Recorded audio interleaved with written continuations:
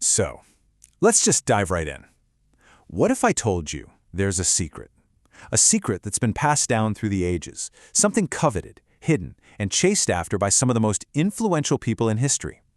A secret that promises to give you, well, anything you could ever want. That's the core claim of the book we're exploring today, The Secret. Right out of the gate, the book makes this huge claim. It doesn't ease into it, it just drops this on you. You hold in your hands a great secret. I mean, that's a seriously bold way to start, and it really sets the stage for everything that's about to come. And we're not talking about just any secret here. The book immediately throws out this fascinating question. Could there really be some kind of hidden power, a single principle, that was known to the greatest minds in history? We're talking about absolute giants, Plato, Beethoven, Edison, Einstein. And then, bam, it just doubles down on the idea. This isn't presented as a maybe or a what if. It's a direct statement. The claim is that this secret is like a hidden thread connecting humanity's most brilliant thinkers across centuries. It's framed as this lost lineage of incredible knowledge. So, you have to wonder, right? If this secret is so ancient and powerful, how did it pop up again in our modern world? Well, according to the book, it all starts not with some grand expedition, but with a deeply personal story of crisis and then discovery. The author, Rhonda Byrne, she starts her story not from a place of triumph, but from total despair. She describes working herself to the point of exhaustion, her father dying suddenly, her relationships just crumbling. It's a very raw, relatable moment of hitting absolute rock bottom. And that was the turning point. Right there at her absolute lowest, she says that's when everything started to shift. She claims that out of that intense despair came the greatest gift, her very first glimpse of what the secret was. It's that classic story, right? Finding light in the absolute darkest of places. So what was this life-changing glimpse? You might think it was some big vision or a supernatural event, but nope, it was something really simple, almost humble. As she explains in the foreword, it came from a 100-year-old book that her daughter Haley gave to her. This one single object, she says, was the catalyst for this entire global phenomenon. But finding that clue in the book wasn't the end of the story, not by a long shot. It was actually the beginning of a full-blown quest. Byrne felt this powerful urge not just to understand the secret for herself, but to find other people who knew it, and then share it with the entire world. And the way she describes what happened next is, well, it sounds almost magical. First, this all-consuming desire to share what she'd found. Next, she starts actively searching for people alive today who understood this principle.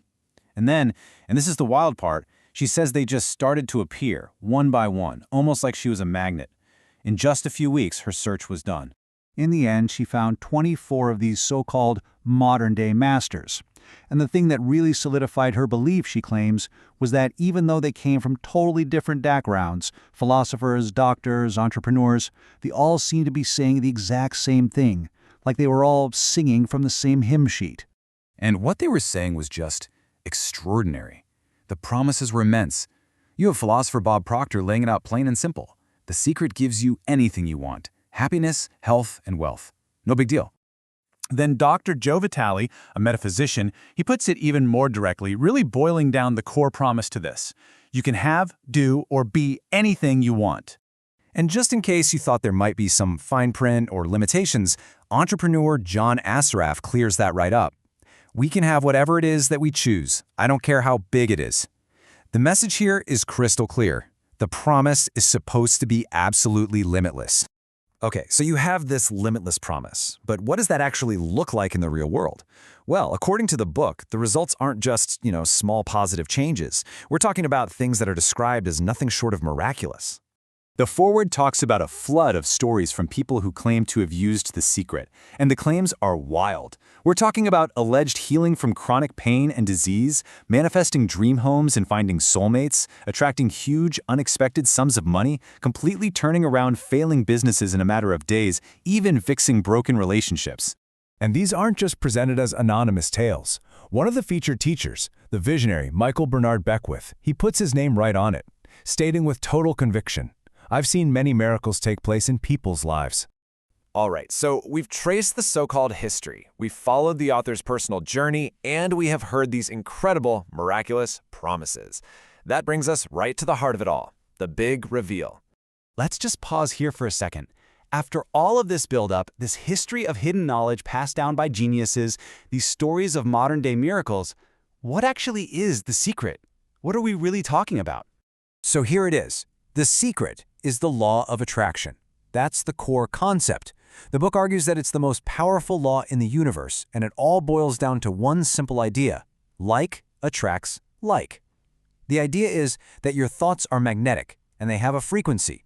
So by focusing on what you want, you are literally sending out that frequency, and you attract those very things right back to you. And the book prefaces all of this with this ancient, kind of enigmatic phrase from the Emerald Tablet. It's not a direct explanation, but it's a huge clue. As above, so below. As within, so without. The suggestion is massive, that our internal world, what we think and feel, directly creates and shapes our external reality. That's the power the book claims you hold.